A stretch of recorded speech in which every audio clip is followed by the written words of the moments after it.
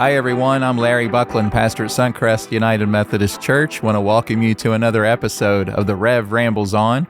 We're ready to ramble. I've got my friend Mark Markle here with us. How are you today, Mark? I'm doing great, Larry. I'm looking forward to this as I do every time. I do as well. I'm looking forward to see what you have for me today. Well, you started a new sermon series called Got Any Grapes or Got Grapes? Got any grapes? Got Any Grapes? And the first sermon was on radical hospitality. But up front, I'm going to tell you, I'm not going there right now. Okay. First subject is a phrase you used in your opening prayer that we hear often. And it's one I think we listen to and don't think about. And hearing it that Sunday made me stop and think. And it's the phrase, "And the peace of God, which surpasses all understanding, will guard your hearts and your minds in Jesus Christ." And I started thinking of it, surpasses all understanding. I mean, that's enormous. And we kind of brush it off. The New Living Translation says, which exceeds anything we can understand. Yeah. And to think about God's peace being open to us, and particularly in that passage from Philippians that Paul is writing to a troubled church under persecution, saying, pray to God and trust in God and peace will come. And that's so hard to accept, but it's so amazing at the same time. That's why it says exactly what we're trying to figure out. How does it work? Because it surpasses understanding. We can't get it. We don't get it. We can't grasp it. It's bigger than us. And some might find that hard to accept, but in some ways it's comforting is not enough of a word for it. It's so encompassing. It's peace. It's peace. It's shalom. That's right. I hadn't thought about that, but shalom. Anyway, I wanted to bring that up because it just struck me in the first part of the sermon or service when you used that phrase in the prayer. And I will always, from now on, think about peace beyond understanding. That's awesome. Okay, to the sermon. Sermon series is taken from a book that was written first in 2007 and was revised in 2018 called 5 Practices of a Faithful Congregation. In the sermon and in the book, it's mentioned that church changed notably in that 11-year period. How has it changed? And do you agree that it has changed? I think it's changed even more since the second edition, 2018, because now in a post-COVID world. But yes, definitely from the first version, Bishop Schnase, the author, talking about what it looks like to be a fruitful congregation, that he acknowledges in his second edition that first one was written to be an attractional model. I think I used the idea of From Field of Dreams, the movie, build it and they will come. Have these events, have things that are going to capture someone's attention. Look, that church down the road is doing this. Let's go check it out. Let's come and see. And I think now, just like when Jesus is calling the disciples and he's saying, come and see, which I love that passage because I do believe there's a lot to that, come and see. I believe now it's more than come and see, it's go and do. So come and see, sure, we would like to say that just because we are present, for example, on Van Voorhis Road at Suncrest United Methodist Church, just because we are here and thousands of people go by every day, that because we're here, they're going to come in and see what's going on. However, I don't believe that's the case anymore. Back when this book was written, and the thought also in our church history was that churches were the hub of activity. People didn't have all the other choices and opportunities for sports and music and theater all around town, dance classes, all the kinds of things that people were interested. Activities happened in community and socially at the church.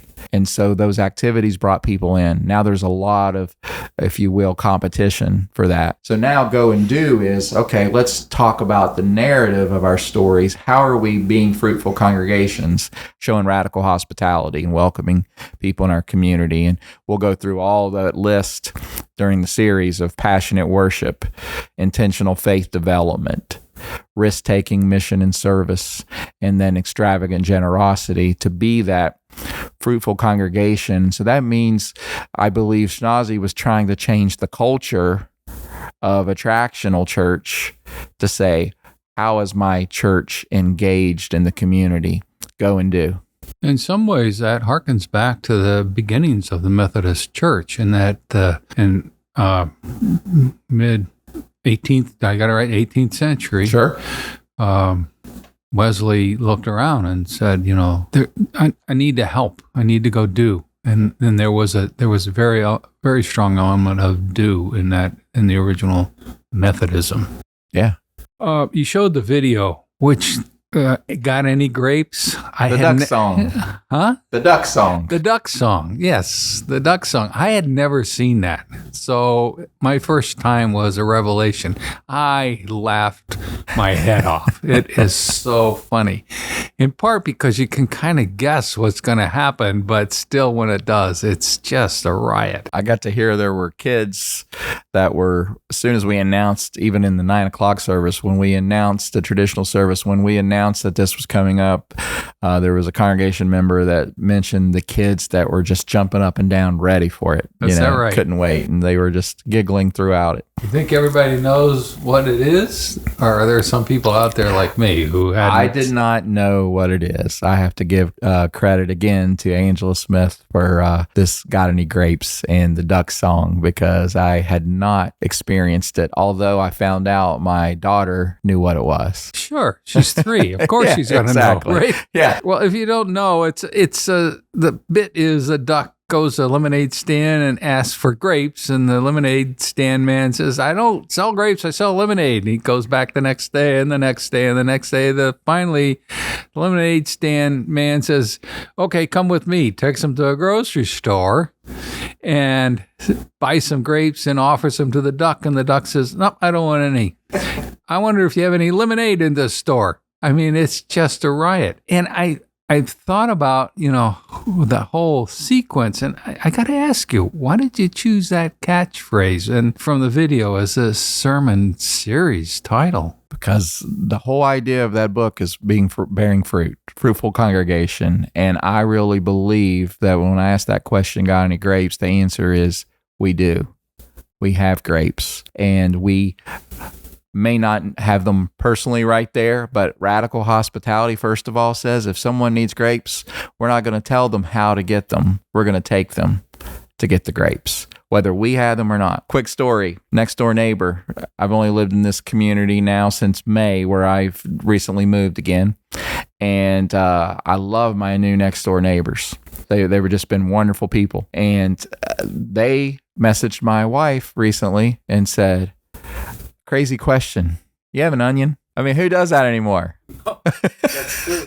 And she said, I'm trying to make something for a picnic, and I'll go to the grocery store and get an onion if you don't have one. But I just thought, this is all I need. I'd hate to go to the store, pack the kids up, get them in their car seats, go to the grocery store for one onion. We had onions. We gave her an onion. She came over and got it. Later that afternoon, her husband rings the doorbell, and I look out. Guess what he's got? An onion. He's returning one onion. And I'm just like, you guys didn't need to return an onion. But, got any onions? How can we help our neighbor? I should have used that story on Sunday.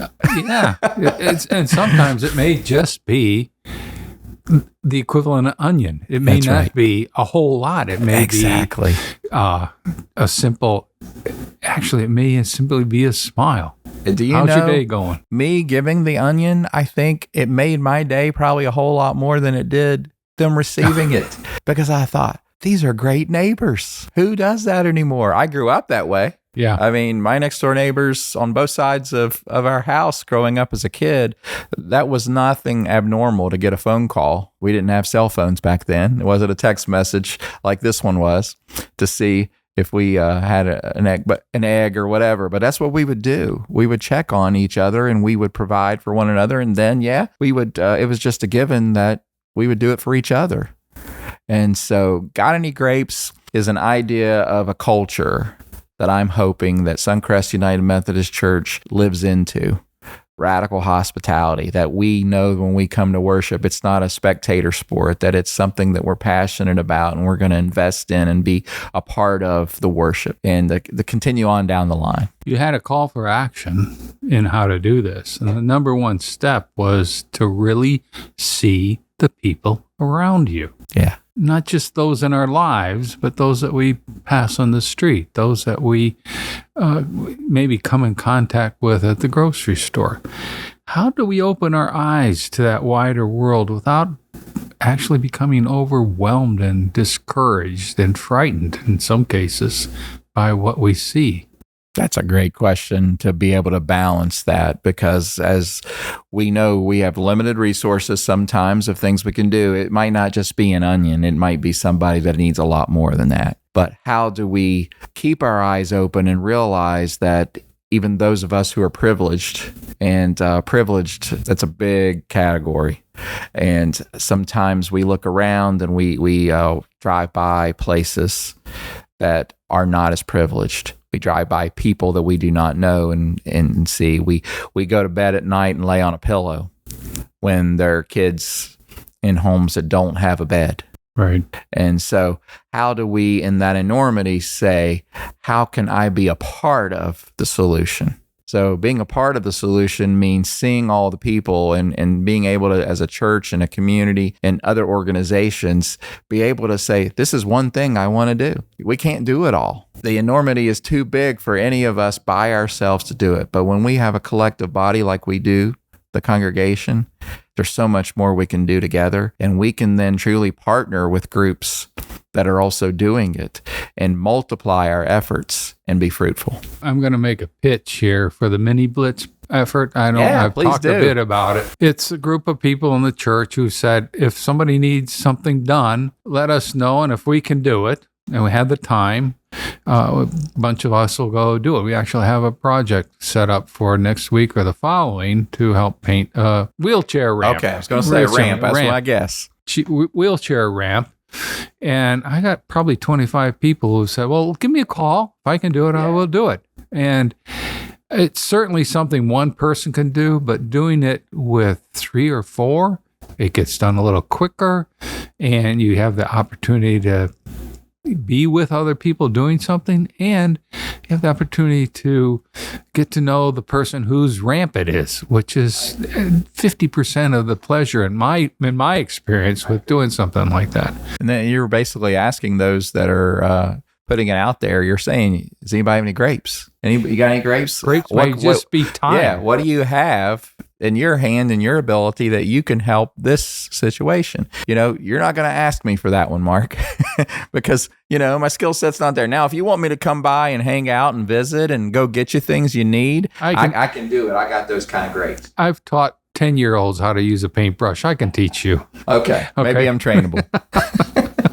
But to me, that's the other half of the message. You reaching out, we have a backup team that we need to be aware of and provide the opportunity for them to participate too. That's just a plus. And that's when hearing this, is when I get excited about, let's use the word church. Oftentimes we think about it's a place we go to church, and I don't get all that excited about that part of it, even though I love being in the space, in the facility that we call our church. But being sent out to go and be the church and be fruitful and use our grapes, that makes me excited. Next point, you use the phrase, we need to go beyond tolerance. And that really struck home to me. Growing up in the 50s and 60s, I know I'm old, okay? But my mom and grandmother didn't preach to me, but I learned from them that I need to tolerate those who are different than I am. But as I got older, I started thinking about the word tolerate. It bugged me. It really started to bug me as I got into my working life. I traveled all over the world. I get to know different people from different cultures. And it was I saw it as to put up with, to endure, to accept, rather than to understand and appreciate. And I really like the idea. We need to go beyond tolerance. Well, when you see all the people, as we talked about, seeing them, to be that, if it just stops there, then maybe you're just being tolerant. You're saying, oh yeah, I recognize that. Okay, let them be. But when you go the next steps of radical hospitality of then saying, I'm going to invite everyone to be in community. And not only am I going to invite, I'm going to welcome, and then I'm going to include. Inclusion is so important. That goes well beyond tolerance. Yes. Yeah. And that's where I believe, that's what Jesus did. Yeah. Tolerance was the disciples would go around and say, oh, yeah, I see them over there, or we'll go around, we'll let them be. But inclusion was Jesus going to the well and meeting with the Samaritan woman, going to the house of Zacchaeus, right, the tax collector. Right. Those that were in his society were out, were not to be dealt with. So then the question for us today is, okay, who are those in our seeing of all the people that may not be included? I read a devotion today in Bible study with a group, and I'd never thought of it this way it was a passage from the book of James about taming your tongue and thinking about what you say before you do it. And the authors said, how can we use our anatomy to think with our 2 ears? We have 2 ears and only 1 mouth. I like that. I'd never thought of that. I love it. So we listen with 2 ears rather than being so quick to speak with our 1 mouth. Right. Yeah. And sometimes that's really hard because your dialogue starts running in your head before you've finished listening, and it takes discipline to listen. It does. I want to talk about National Back to Church this coming Sunday. You challenged us to ask somebody to come to church. The bishop is coming here, which is, for anybody who's in the Methodist Church, knows that's a pretty big deal. It's a big deal. Bishop Deborah Wallace Paget just was appointed to West Virginia, along where she's already bishop in Holston.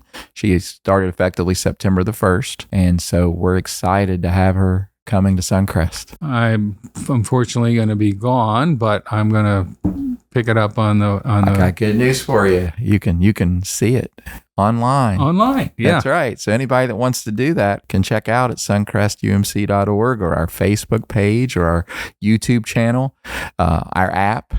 So there's all kinds of ways to be able to experience worship with our bishop this Sunday or anytime. I want to talk about inviting somebody to church, and I have to admit, that's really hard for me to do. It's hard because I don't want to be tagged as, quote, one of those Jesus freaks. I get it. And then I started saying, why not? Yeah. Why not? Jesus and God are parcel to my life. Why would I want to share it? And anyway, perhaps I'm weird, but that's no, you're not. I think it's more normal, Mark, than weird. It's not the easiest thing for whatever reason for us to invite people to a church service, a worship experience. It's something that we know, and it's hard sometimes because we don't know, first of all, if they have a faith or not. Do they go to another place of worship? That was the question I asked, if you remember. I said, looking out in the congregation, I said, if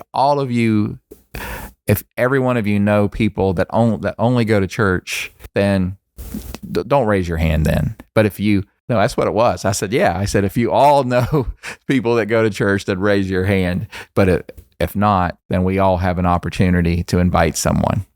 Yeah, and nobody raised their hand, by the way. So everybody knows someone that doesn't go. Just today, I was in a meeting just recently before we came in, and there was someone that I did not know, and she said that she and her family attended here well before COVID, and she was here for a meeting, and she told me that. And so what did I do? I said, well, you should come back. Come try it out. And she said, I've been trying to get after it and have my family to come back. And I told her, well, what a great opportunity this week. If you'd like to, we have our bishop coming. And she said that would be a great time to come. There's another opportunity that I find easier, and it's the kind of events that you were talking about earlier. One that I am so sorry I'm going to miss is Curtis Johnson's jazz concert Yeah. this coming Sunday. Yeah, around noon out at our Clevenger Pavilion, right outside our place of worship. And I've heard we're going to have some like Sloppy Joe sandwiches and things out there. So with it being right after church, we don't want you to say, well, I can't come because I got to eat lunch. So we're going to have something there. And so we're looking forward to that. And Curtis and the group are so talented. They are amazing. Yeah. If you have not heard them, take the time. Even if you don't come to church, That's come right. afterward, have a Sloppy Joe, and listen to Curtis and his group. They are actually a world-renowned group of musicians. That's right. They are awesome. The other thing I thought about was the Fall Festival and the Pumpkin Patch later in the month. Yeah. That's another opportunity. We're going to have like over 2,000 pumpkins, Mark. So all of Morgantown and surrounding areas, if you need pumpkins this fall, Suncrest United Methodist Church is your place to come for pumpkin. Yeah, come on down. It's not just selling pumpkins, but there's that Saturday, I think, the Fall Saturday's Fest. the Fall Fest, the last Saturday of the month, but all through until they're gone, through October, we'll have pumpkins. Right. It's the great pumpkin. And they're good. They're good ones. Yes, most definitely. I would ask you to talk a bit about your friend and mentor, Keith. Sure. Because that, I think I actually know who you were talking about. I've seen him at annual conference in his shorts and not, Yeah, not dressed preacher up. stuff. Yeah, he wasn't. He never was. And your wife Val actually texted me and said she knew who he was too, and so that meant a lot. I appreciated hearing that. Had done some summer youth celebration events with him and different things through the years. Keith he passed away of cancer. He's a United Methodist pastor in West Virginia, and Keith, by being just a little bit different and didn't hold back on a filter, he would say what he thought. It was never vulgar or anything like that. It was just Keith had his way of doing things, and he was not afraid to rock the boat, if you will. And I believe sometimes Keith's outward not caring what anybody else thinks may have even held him back sometimes. There were times that I would be in Keith's presence. As much as I loved him, he would say things and I would, get a little uptight and squirm and things. Keith, you shouldn't have said that, kind of thing. But at the same time, Keith loved people. He cared for the church. He loved his family more than anything. And he was a good pastor, and he was able to relate to the appointment and parishes that he was placed in, the way he interacted with people. And yes, he dressed, casually, and he didn't worry about if it was annual conference or not. He was going to come in shorts if he wanted to. But he was someone that invited me to come. He saw me. Let's go with that. Then he invited me to go see Pittsburgh Theological Seminary, where he had gotten his Master's of Divinity. I was serving as a local pastor in Ravenswood, and he went out of his way to come see me. I went up and loved the opportunity, and actually that engaged a move on my part. Went to my district superintendent, the late Reverend Hella Davis Bell, and said I would like to move one of two places. Morgantown would be my choice, but Northern District and around Wheeling, so that I can attend Pittsburgh Theological Seminary while serving churches. And I did get to go to Morgantown and was pastor at Sabre United Methodist and Highland Park United Methodist churches. And what a great time I had for those 3 years of attending seminary. And those two churches were great about allowing me to, as I was learning and growing, to be able to represent a lot of my homework and assignments and messages and different things, and they were just grace-filled with that. But what I want to say is, while I was there in seminary, Keith would come and visit me. Keith would come to my churches, and he was always, someone that was trying to make sure I was taking care of myself in different aspects of life and family life. And then when I was appointed after graduation to Fairmont, to St. Paul United Methodist Church, that later became Life, Keith would have a vacation Sunday. He would drive down and come and visit. It wasn't long after, I think it was like the second week or so when I was appointed here at Suncrest, Keith was in retirement, and his wife April also, after a work in the retail world of being a district manager of like fast food restaurants and things, she went into ministry and was a local pastor. And they were both finally in retirement. And my second Sunday here, I believe I looked out and there they were. And, just people that were there to care and to continue to remind me and support. Keith was a lot better at calling me than I was calling him. You know, that's something that I've learned through this is to call and check on those people that mean something to you, because Keith would call and he's like, he would just say, give me a call when you got a chance. I hope you're taking your day off. And he was always about that. So just definitely a great mentor, someone that I loved. And there was a member of our church he retired in Uniontown, Pennsylvania. And there was someone, I don't know the odds of that, here in Morgantown from our church. WVU Medicine has a hospital now in Uniontown as well. And they could get in quicker for that procedure in Uniontown. So they had it in Uniontown. And so I took that opportunity when I went up to pray for that individual to give Keith a call and say, why don't we have coffee? He came and picked me up at the hospital. We went to Panera, had coffee and lunch. And that was the last time I saw him, other than I did get to go see him before he died. But that was our last time of getting together before he got too sick. And so I'm really glad for those moments like that we treasure. And I mentioned in the message that I'm going to be trying to be more intentional about those people in my life, that I want to make sure that I'm doing like Keith did, calling and checking in. Those people in our lives who are mentors or sounding boards or just there to hear are really important. And sometimes I'm surprised when somebody says to me, oh, you were important in that point. And I said, what? I didn't do it. I was just there. He said, that's being there. Being there can be as important as anything. And that's the way Keith was. Yeah. Thank you.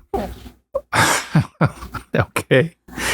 Got down to the bottom line. Yeah. Radical hospitality. If I get the message, it's asking God, who is calling me to see, invite, welcome, and include, which doesn't mean exclude somebody. It means to open your arms as wide as you can.